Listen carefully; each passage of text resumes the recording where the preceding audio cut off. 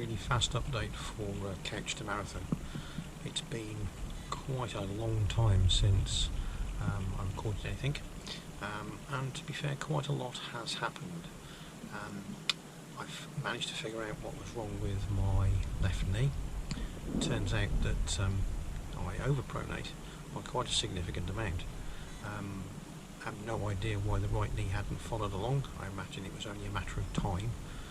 But fortunately I went to see a local running shoe specialist shop called the Running Fox in Loughborough, and had a gait analysis completed, and they recommended the Saucony Everrun ISO guide trail running shoe. Incredibly comfortable, massive amount of room in the foot box.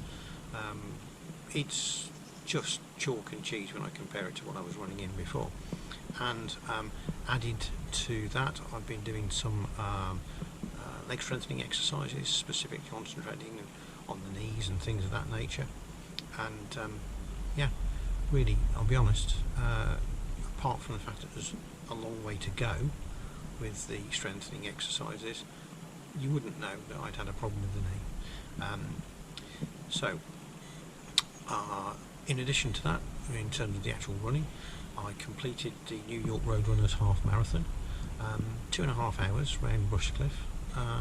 Felt a little bit underprepared, but I got it done, and the last third of the race my pace dropped off, which I guess isn't that surprising. The temperature started to rise and it was the farthest I'd run, so the final third was a little bit slower than expected, but 2.5 hours, not too shabby for a first half marathon distance. I've since then done the Loughborough 10k, which is quite disappointing in terms of the organisation. Wild Wine Run was its alternative title. I certainly wouldn't do that again, but looking back on it, it did highlight something very, very important. I'm not good at hills.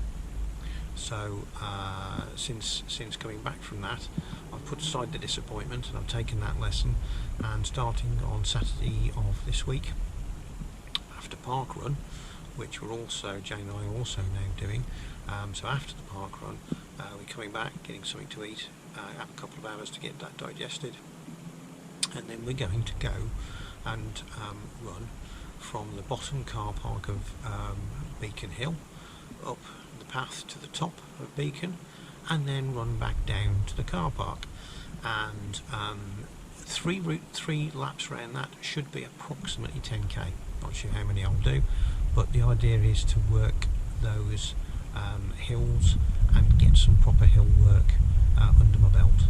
Jane's up for it, she thinks the same, she realises that she could do with doing that as well, so we're going to give it a go. All of this is in preparation for the Nottingham Christmas Marathon for me, which in actual fact is an entirely flat marathon around Holm Pier Point in Nottingham, but from my point of view, if I can get the hill work in, it's going to make that entirely much simpler and maybe give me a better time. As things stand at the moment, I think my A goal for the Nottingham Christmas Marathon is 4 hours 40.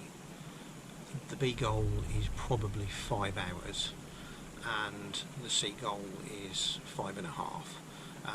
It's a very broad range, but the way things are shaping up, I don't think I'm going to have done enough high mileage to realistically make anything other than those as my goals, and I'm happy with that as a first marathon. It will be nice to get it under the belt, get an official chip time, and have the ability then to move along, have a bit more preparation hopefully for London 2020, and equally importantly start qualifying to be able to run things like 50k's and 50 milers, because obviously you have to complete a marathon, an official marathon, prior to jumping into some of the ultras, which is just sensible and reasonable, and I totally get why the organisers want to do that. So that's kind of where we are. Very, very, very fast update.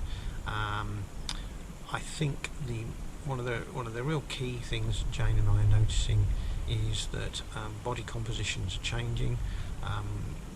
I'm losing fat quite well at the moment. Jane doesn't think she is, but I'll be honest, she is, and altogether we are coming along quite nicely.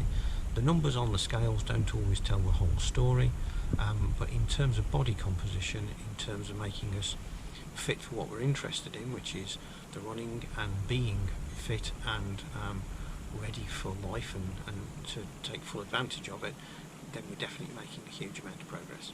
So I'll try and be a bit more regular with the updates, and I might even take this little action cam out and see if I can get some footage on the trail, so to speak. This weekend I'm doing a 2-hour long run, so I might try and take it out and see how that goes. No promises, but we can give it a go. That's it for now. Talk to you again soon. Take care, and catch the marathon. Here we come.